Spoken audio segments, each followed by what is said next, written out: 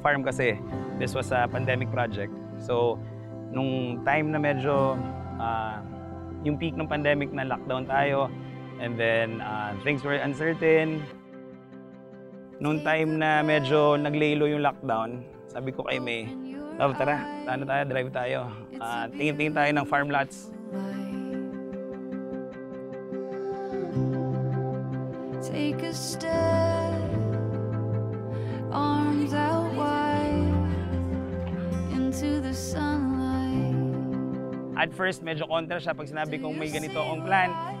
Wala siyang seryoso yan, seryoso. I can feel it in the air, it's like magic. We come before your throne of grace. We want to thank you, Lord, for this beautiful spread prepared for us. Lord, we thank you for the hands that have prepared them. And Lord, we thank you for all the blessings that you bestow upon us. In the mighty name of Jesus Christ, we pray. Amen and amen.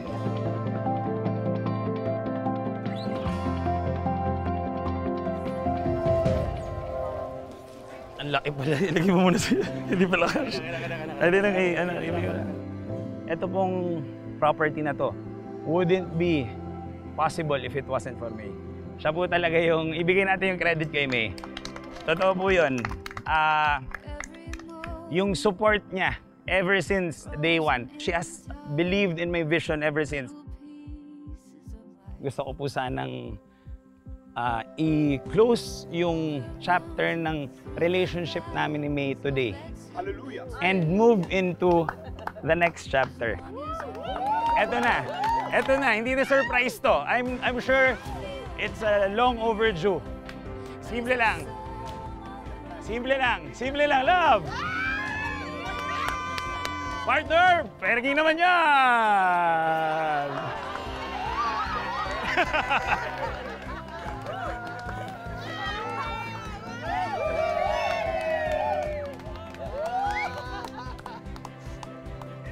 Love. Will you marry me? Gawin na natin ang...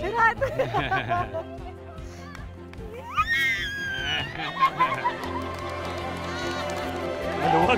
Alam.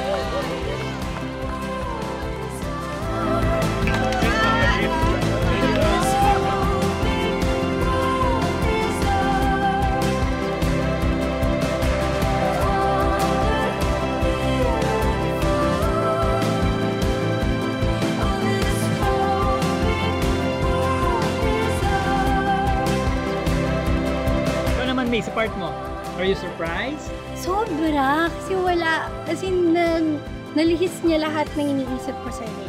Kumbaga parang alam kong pressure siya kasi yung mga bisita, tas blessing. So wala akong iniisip na gagawin niya.